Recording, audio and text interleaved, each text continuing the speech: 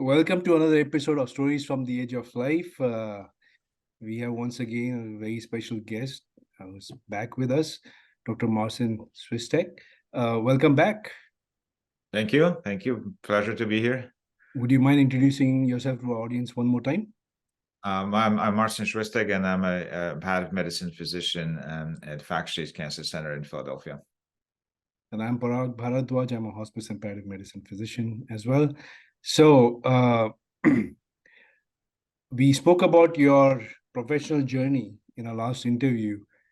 In this interview, I want to hear from you in terms of how you've evolved as a person over the years. You mentioned you went to med school at a very young age. We have a very different view of the world at that age. Then you proceeded with doing medicine. You came to a different country, trained in a field that was not very well known and not the most popular one. So you overcome a lot of challenges and hurdles. And you've also seen aspects of life and death very close to the patients at the patient's bedside. So can you just share with us a little bit about your evolution as a person and how you might have started seeing life differently over the years? Well, so it's a loaded question, right? And I think it's when I was sort of when you told me about this that you wanted to talk about this, I had a little bit of difficulty thinking about this because I think, in a sense, we are so steep, and we before you started recording, we were just talking about this a little bit, how steeped we are in our work, and I think how hard it is to step back from it and kind of see the bigger picture, and that also means how the work is really affecting us, right? Because it clearly is. The work is so intense, and we devote most of our lives to it and the training that it would be obviously to think that it doesn't have effect on how you see life or how you approach it. That's impossible. So clearly it has, but I had a hard time sort of articulating what are the aspects of it. I clearly have a lot of ideas about medical care, but that's not what we're talking about right now, right? I mean, that aspects, I think you're being reminded every day. But I sort of, one thing that jumps in me for sure, I think, and it's not going to be anything original that I'm going to say, but I think by doing the work we're doing, you sort of get viscerally the chaos of life, right? There's this great book that I recommend to everyone. It's called White Fish Don't Exist. It's by Lulu Miller, who is the radio producer for, I think, the Radio Lab, the NYC show. And the book starts with like a description of the chaos will get you. And one form of the chaos that we see most often is obviously an illness, right?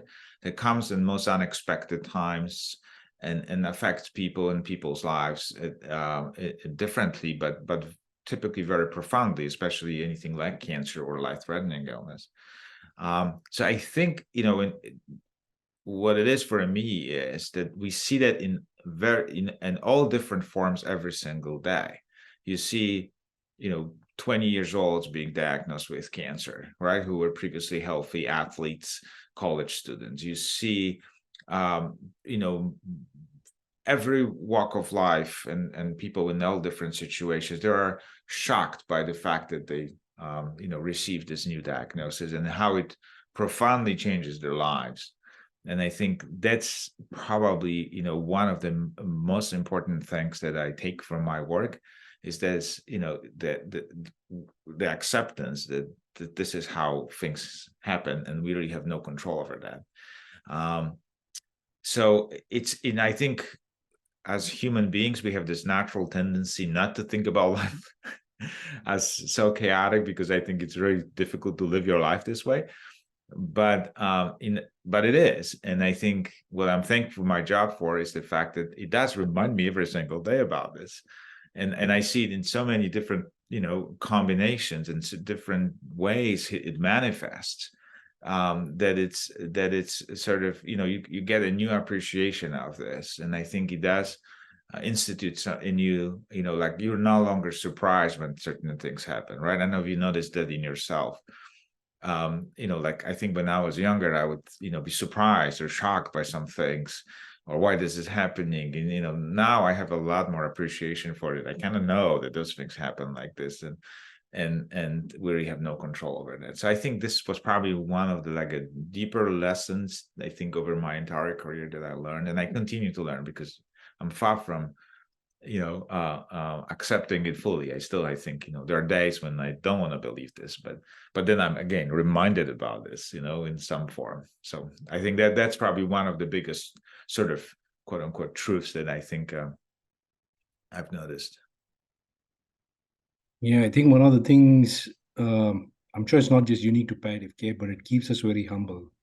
Yes. And Of course, it's not right. It's yeah, absolutely not. I think maybe what's different about us is that, we tend to deal with life-threatening illness all the time, and I think, like we see, and so we probably see more patients with that than maybe in other specialties, but by no means it's not unique to us. right. Yeah, you're right. And we see a lot more of it. So we get to experience different uh, perspectives, right? And each one is different. The diagnosis might be same, but how a patient handles it, what it does to, in terms of, like you said, disrupting their life and the lives of their family members is unique in every situation. So, do you have any particular experiences that come to mind in terms of that impacted you as a person? I think there are many. So it's even in a sense it's very hard to even think about this because they kind of happen on an ongoing basis. But when I try to step back from it and I think, like thinking about this, it's like, what is it about this? I think it's the fact that, it's the chaos, that unpredictability of life that, we tend to see. There was one story that comes to mind is I recently took care of another physician, and he was not directly affiliated with our institution right now, but at some point he was, and he was diagnosed with advanced illness, advanced cancer, and he was an oncologist himself. So this was a very interesting dynamic. I think we became almost like friends over time, but when I met with him for the first time or during one of our first few initial visits, I asked him about this, because I kind of had this, how is it for you? You are an oncologist. You've treated, thousands of patients over your career with, and he exactly said this. I have seen it thousands of times, and he says, I know how I'm gonna die, and it was so profound because, in a sense, like he had like was really peaceful about this, but at the same time, I could not imagine, being in his shoes because it's so hard in a sense when the disease that you spend your life treating is now affecting you, and it's gonna end your life. And you know exactly the drugs, you know exactly the progression, you know exactly what each stage means, you know exactly what abnormal MRI means, what the brain mets mean. So all of the stages along the way, very well. But at the same time, he had this unbelievable sort of curiosity about this. So he almost treated himself like one of his own patients. But that allowed him, I think, to kind of step back from this a little bit. But at the same time, I think he sort of um, um, was someone who was an embodiment of being able to deal on this sort of on a daily basis and not be overwhelmed by this, and the knowledge did not paralyze him, that I think could very easily, right? Like you've seen it thousands of times, you know exactly how it's going to go. I think you could go crazy with that kind of a thinking. So the way he I think managed this was incredibly insightful for me, and sort of helped me understand this a lot more. Yeah, I think that's what makes our jobs unique, because we get to see, like I said, how different individuals face these situations. Mhm. And yeah, I always say this, it's my personal opinion. I don't know you have to say about it. Like sometimes you feel life has a very sick sense of humor. You know, I've had colleagues who were experts in a particular, disease, and they end up getting it and succumbing to it, and I've Mhm. seen it happen quite often. So it's like it can't be just be chance, and you wonder, right? And to your point in the previous interview, like we are exposed to a subset of the population, and it sort of skews our viewpoint as well. So uh, perhaps it's skewed, but what are your thoughts about it? I don't know, but it's it clearly was something, and I think it puts it puts you and that person in a very different special situation. But I think I was mostly really amazed how he dealt with this, because I'm not sure if I would be able to be so calm and sort of patient about this. And another thing I learned from him was the sort of the value of preparation, like which I didn't realize right away. But and I don't mean this in only in practical terms, but he really spent this time, um, preparing his wife for what might happen. He kind of planned every stage of his disease as he progressed and move on, and then eventually stopped the treatment, move on to hospice. He even managed those aspects. I think he thought about it way ahead of time. He had everything prepared. So the sort of the value of preparations, like how much we deal with the chaos, of course, right? We talked about the chaos, and I think the preparation was something that kind of helped him. So he took all this knowledge and was able to transform it into something practical. I think, obviously there's limitations to it, and he had, this was his life situation is different, his a very lovely family and friends and support systems, etc., that not everyone does. But um, yeah, I still very much appreciated, how much work went into this. I went to his funeral, I have to tell you, and it was one of the most beautiful ceremonies. It was done in a Quakers tradition. So I don't know if you've ever been to any of those, but basically what it means is there's a group of people getting together in a room, and everyone and people are encouraged and asked to stand up and tell a story. And it was unbelievably moving, because there were family members, of course, but also neighbors, patients, colleagues. People would stand up and talk and tell stories, usually funny stories from the past. But then you sort of you're getting a much fuller view of someone's life. And but also then I realized how much of, again, as I mentioned, this preparation went into it, and he had all of these things planned ahead of time, and he used his time in incredibly skillful way, which I think is something we talk to patients about this all the time, right? We try to prepare them, and I know how difficult it is to get it across.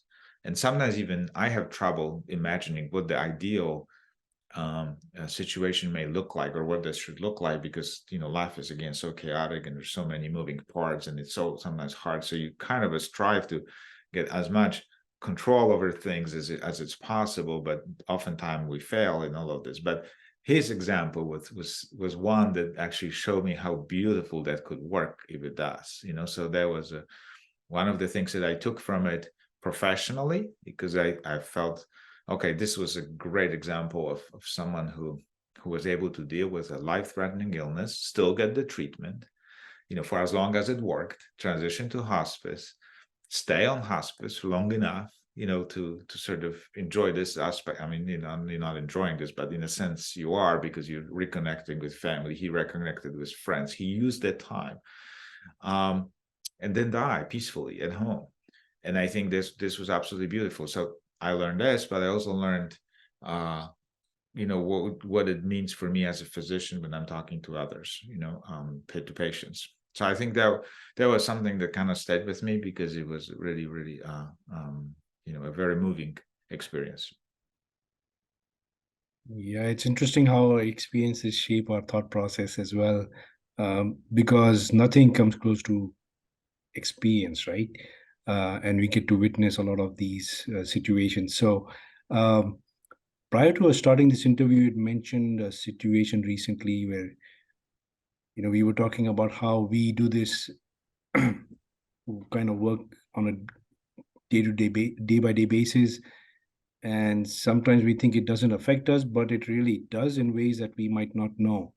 Do you want to share that experience, or Sure. Yeah, do you want I'll to? be happy to. So it's we talked about a situation that I encountered recently when one of my long-term patients, um, who I was treating for actually chronic pain related to her previous cancer-related treatment, um, and I've known her for probably more than a decade.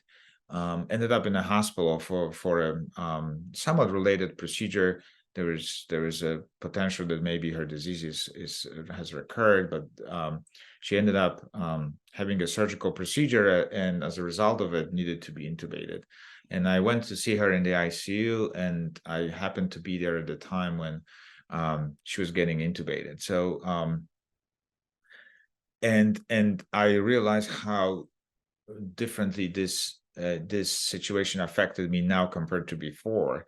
So obviously, this is one of the situations that both all of us who go through medical training have been many times. So the sort of the hustle bustle of ICU at the time when someone needs to be intubated. There are nurses, there's anesthesiologists, there, a respiratory therapist. Around the bed, right? Multiple people, machines beeping, the monitors beeping. There's kind of a chaos, but things are moving ahead. Um, and I've been in those situations multiple times before. I ran those situations before. I was in charge, but I was also one of the people helping. So in all different roles over the years, but this one really. So I came into the ICU, and I stood at the end of the bed, sort of looking over the whole. So I had her in front of me, and the people around, and it's realized that this kind of affected me in a very different way than all the other situations that I've been countless times before. It felt a lot more sort of visceral. It felt I sort of like felt how brutal and aggressive the medical care can be. And I felt more of her, as a almost like a family member, someone that I've known a long time who is going through this. And it had a very different effect on me. So before, I think I wouldn't, and maybe because, again, as we talked, I have not been, by nature of my work right now, I don't spend much of time in the ICU in the acute setting. Like, usually I go there to talk to patients, but I'm not there when they get being intubated or during the code. And I haven't been doing it myself for quite some time. But so that might be part of it. But also, I think the fact that we are older, and we have more experience, and we've seen it multiple times. Something has changed in a way I perceive that, and it felt quite different. So I think and I also felt, in a sense, that this is harder for me now than it used to be. And it's affecting me more. And it clearly did, because we're talking about this right now. Normally something like this would just sort of not be on my radar for too long, right? You move on, you do something else. So I'm still processing it. I think I still don't know exactly what that's about, but there was something clearly different for me in the way I experience it. Thank you for sharing that. Now, I always ask this because, again, I feel we have a very unique opportunity to look at life, right? Mhm. And and death as well, right? So, what do you think life is all about? Uh, well, I think, and again, this is not going to be original, but I really think it's about um, helping others, really, being with others. I think that's what matters the most in the end. Um, we all have different goals, and sort of pursue them, and obviously they're all important, right? They're all important, but the I think, one of the things that you start to appreciate also in palliative care is the value of your own family and people that are around you, right? Like this matters the most. And I think the way you live your life also determines, like people in hospice used to say that people die the way they live. And I think that you can take it in many different ways, but I think one of the ways you could understand this is how you live your life in terms of how you spend your time with your family and your friends. And it doesn't have to be family, it could be other people in your life. But if you have others in your life that you took care of before and had close relationship, they will show up for you when the end comes. And I think that's what really matters, because we don't go through this alone. I think that we also learn, and we learn it in our jobs, right? I don't know about you, but I could not do it without the team that I work with. It's impossible. It's absolutely impossible to do it alone. Even though the physician's jobs tend to be sort of lonely jobs, right? Because you're one-on-one with patients. Ours is actually, one of the benefits of ours is that we do a lot of things together with others, and I think that what makes it special too. So I really think that in the end, you see that you see that what really matters for these people is not what they did or how much money they have. Again, truisms, like things that are obvious, but you have the chance to actually see that, and it's palpable how important that is. Yeah, you're right. And we are definitely very lucky to be in a field where it's a team Absolutely. approach and we have the support of our colleagues when we take care of these very critical patients. So before we wind up, any parting words of wisdom for our audience?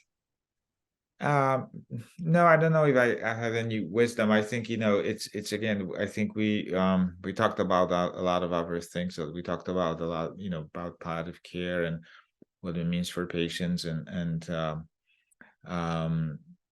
I think that again, as I mentioned before, I think, we're here to help and in any way. And I think this can I think the help or that we can deliver, it could be in the form of information, it could be in the form of conversation, it could be in the form of helping someone with their symptoms or helping them arrange care. So there's lots of different ways I think we can help, but we're here. And I think that's people should definitely think about us in those kind of situations. And I think palliative care people are really usually very friendly and open and happy to get involved.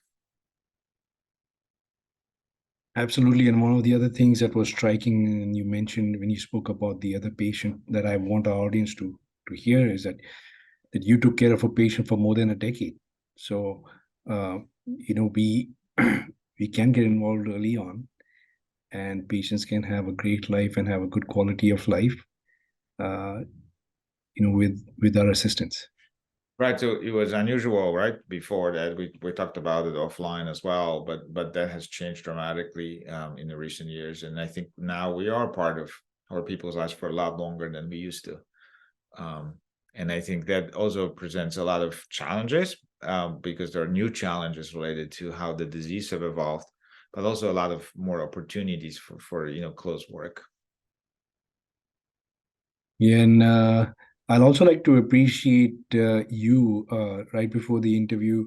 These are, of course, very serious, and you know, they require a lot of thought and emotions, to be considered in terms of putting these things in words. But I always find humor to be a great antidote sometimes when we deal with difficult situations, and you helped me out today right before the interview with a good laugh. So yeah, that was great.